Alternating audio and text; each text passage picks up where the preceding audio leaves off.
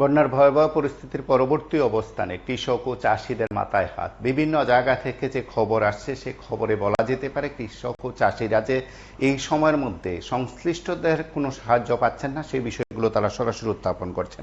আপনারা চরিলাম বিধানসভার বিভিন্ন এলাকা সবজি ক্ষেতের দৃশ্য দেখছেন।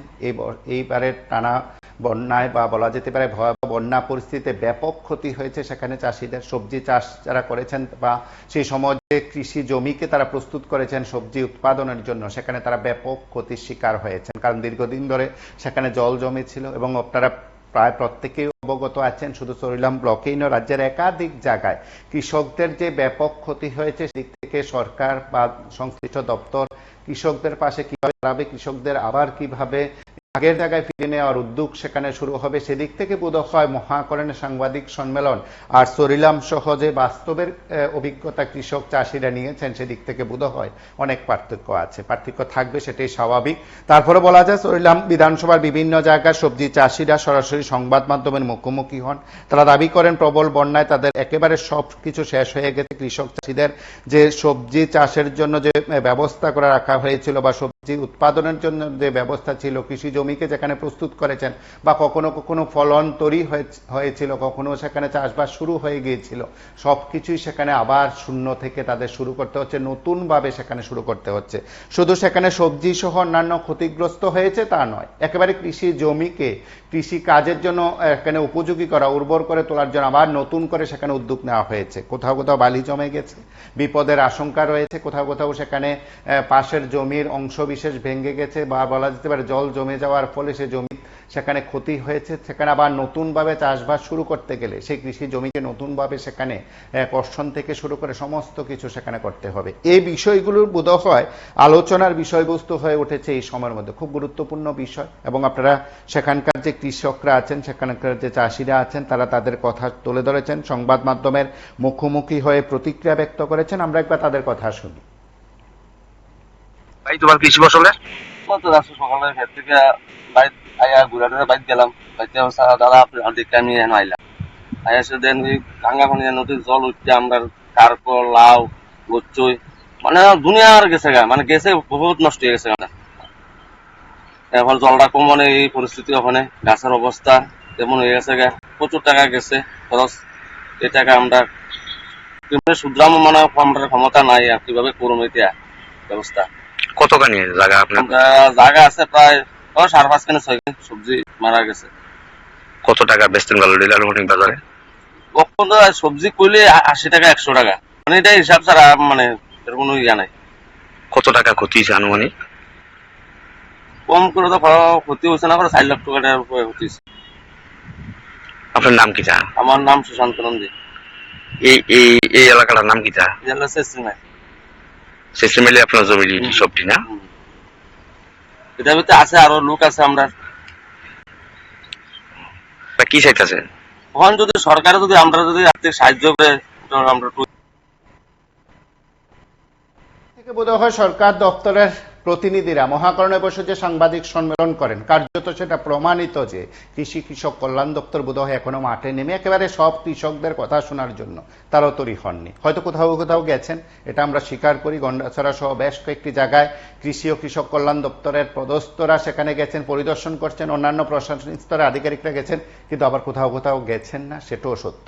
আমরা একবার দেখি যে বিধানসভায় এই বন্যা পরিস্থিতির পর রাজ্যের কৃষক সহ চাষি সহ সকল অংশের সাহায্য করার জন্য সকল অংশের এই বিষয়গুলো তারা তুলে ধরে বিধানসভায়। প্রত্যেকে সেখানে কথা বলছেন, প্রত্যেকে যেন কৃষকদের পাশে দাঁড়ানোর অঙ্গীকারের কথা জানিয়েছেন। বিধানসভায় আলোচনা হচ্ছে, বিধানসভায় এই ইস্যুতে সকলে কথা বলছেন, মন্ত্রীরা কথা বলছেন, বিধায়করা কথা বলছেন, বিরোধী দলনেতা কথা বলছেন। আমরা বিরোধী দলনেতা জিতেন্দ্র চৌধুরী এবং কংগ্রেস নেতা তথা বিধায়ক সুদীপ রায় বর্মন সরকারের কাছে অনেক কিছু জানতে চেয়েছেন, কি কি ব্যবস্থা গ্রহণ করা দরকার। সেখানে বিরোধী দলনেতা ইতিমধ্যে বিধানসভায় সেই প্রস্তাবও রেখেছেন। সুদীপ রায় বর্মনেরও একাধিক দাবি রয়েছে রাজ্যের কৃষক চাষি সহ সকল অংশের কল্যাণে। প্রত্যুত্তরে সরকারের কি বিষয়, সরকারের কি দৃষ্টিভঙ্গি, সরকার কি কাজ করছে, সেগুলো তুলে ধরেছেন মন্ত্রী রতনলাল নাথ, সুশান্ত চৌধুরী। আমরা তাদের বক্তব্যের অংশ বিশেষ শুনি। আমরা সকলেই আমাদের স্বার্থ অনুসারে যথাসম্ভব পেয়েছি এবং আছি। আমরা রাজ্যের 40 লক্ষ মানুষ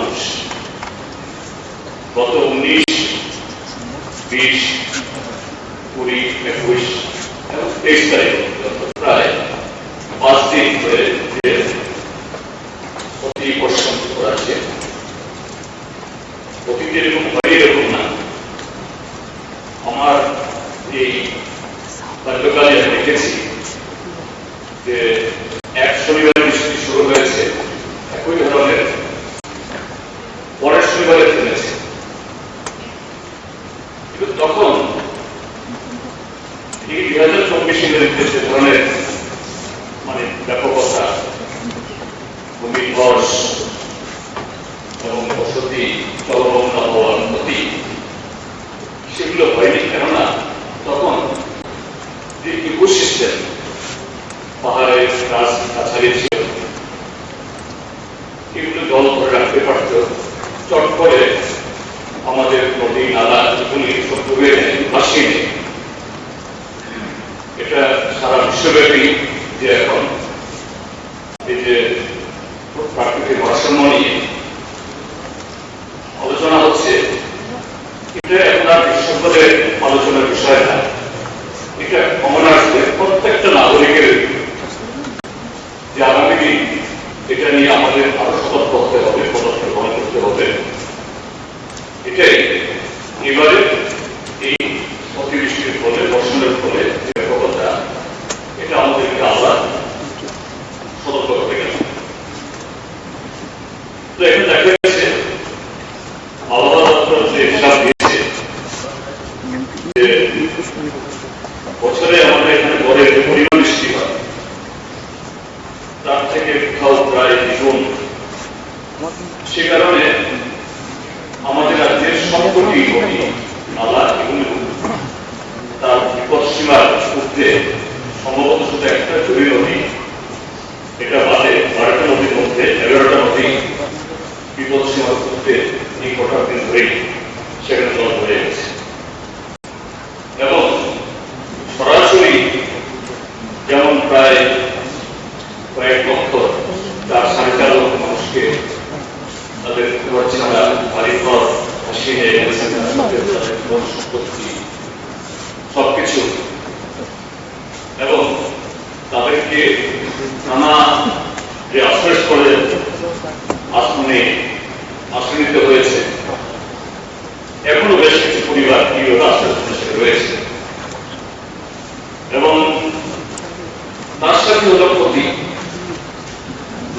ঘরবাড়ি একদম ভূমিধসের কারণে সম্পূর্ণ ধ্বংস করে যাওয়া, একেবারে এক স্থান থেকে অন্য স্থান নিয়ে যাওয়া, ভাসিয়ে নিয়ে যাওয়া, এবং জলের ডোবার ফলে বিশেষ করে মাড়োয়া সম্পূর্ণ ধ্বংস হয়ে যাওয়া। তার সাথে কৃষি আমাদের রাজ্যের প্রধান অর্থনীতি জায়গা হয়ে গেছে।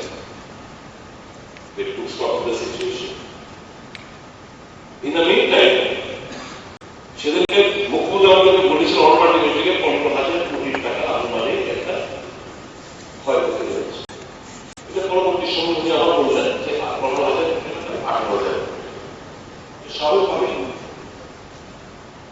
আমি আজকে একটা রিপ্রেজেন্ট আপনি দেবেন অনুমতি দেবেন, মানে চেয়ারম্যান আজকে আপনি দেবেন।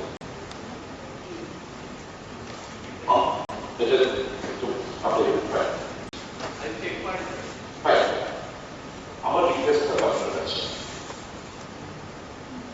we should go, being a democratic citizen, and towards the state people should go.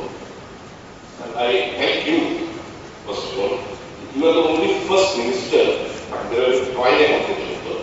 যে পাওয়ার এবং এগ্রিকালচারের আপনি একটা স্টেটমেন্টে বলেছেন প্রেস মিটে যে 600 কোটি টাকা আনুমানিক একটা ক্ষয়ক্ষতি হয়েছে। এই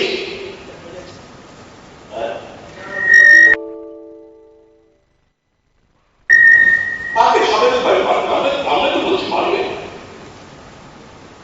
আজকের তারিখে যখন আপনি রিপ্লাই দেবেন, অফিসাররা এখানে আছে, department wise our agriculture, ARD, fishery, কি অ্যাসেসমেন্ট করেছেন আপনারা সরকারের তরফ থেকে, এটা আপনারা দয়া করে জানাবেন না ভালো। এই 18,000 কোটি টাকার মধ্যে whether it is inclusive of the loss that has been incurred by the common people or not.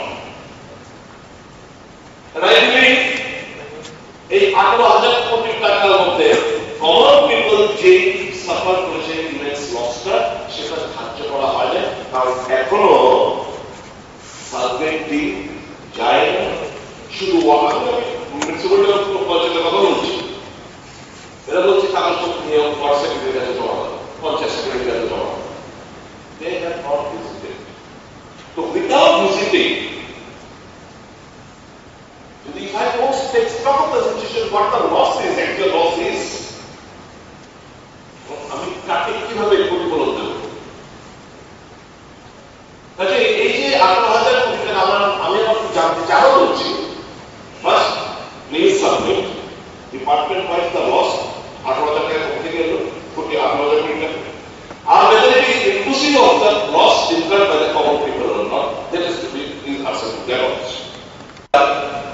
আমাদের রাজ্যকে ভালোবাসেন বিভিন্ন এনজিও, বিভিন্ন ক্লাব, ব্যবসায়ী প্রতিষ্ঠান এবং ইন্ডিভিজুয়াল, যারা সেই মিনিস্টার রিলিফ ফান্ডে দান করে সাহায্য করার জন্য হাত বাড়িয়ে দিয়েছে। রাজ্য সরকারের তরফ থেকে, আমি ব্যক্তিগত তরফ থেকে তাদেরকে অনেক ধন্যবাদ জ্ঞাপন করছি। আমাদের বিশ্বাস যে আগামী দিন শাসক দল এবং বিরোধী দল, যেহেতু উই অল আর সমাজ, আমাদের রাজ্যেই থাকতে হবে, আমাদের রাজ্যটাকে এগিয়ে নিয়ে যেতে হবে।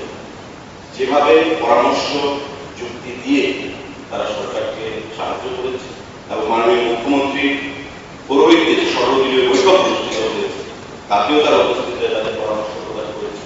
মাননীয় মুখ্যমন্ত্রী নিশ্চয়ই সেদিকে কাজ করবেন এবং উনি অলরেডি কাজ শুরু করে দিয়েছেন। বন্যার সময় আমাদের প্রশাসন থেকে খাদ্য দপ্তরকে দায়িত্ব প্রদান করা হয়েছিল যে যাতে দক্ষিণ জেলা, নদী জেলা, সিপাহীজলা প্রত্যেক জায়গায় মানুষকে খাদ্য প্রদান করা এবং ফিল্ডের এসডিএম বিএমএল রিকোয়ারমেন্টের যে সুবিধা হওয়ার, কারণ ওয়াটার লবি চতুর্দিকে ছিল এবং মানুষ কোথাও যাওয়ার ক্ষমতা ছিল না। রাজ্য সরকার আমাদের খাদ্য দপ্তর থেকে অবগতির জন্য আমি জানাচ্ছি, যেহেতু দপ্তর আমার কাছে রয়েছে, টোটাল 40,073টা ড্রাই ফ্রুটস প্যাকেট সেখানে প্রদান করা হয়েছে।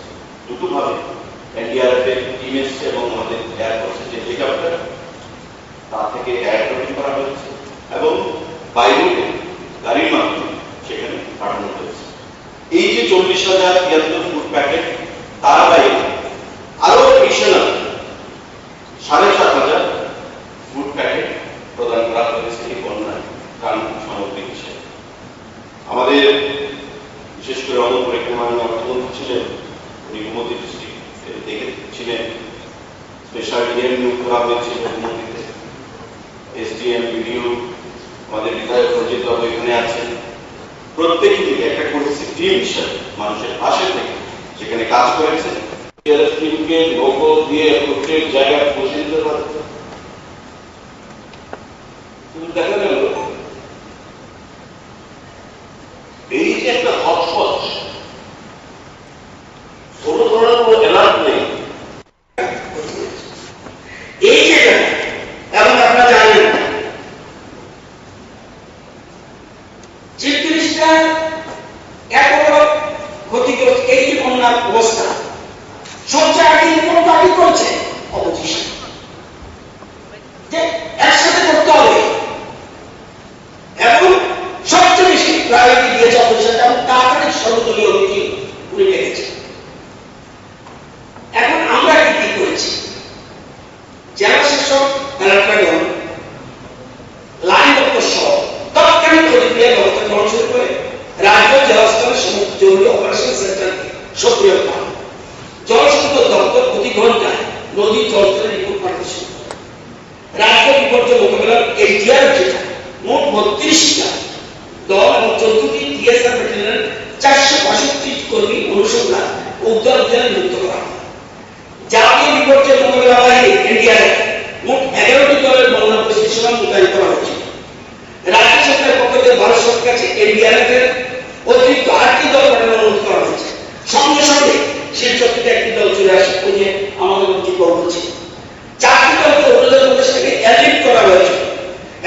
ইতিমধ্যে বিরাট ক্রিয়ান্বিত করা হচ্ছে। 240 জন কর্মী নিয়ে এনডিএফ।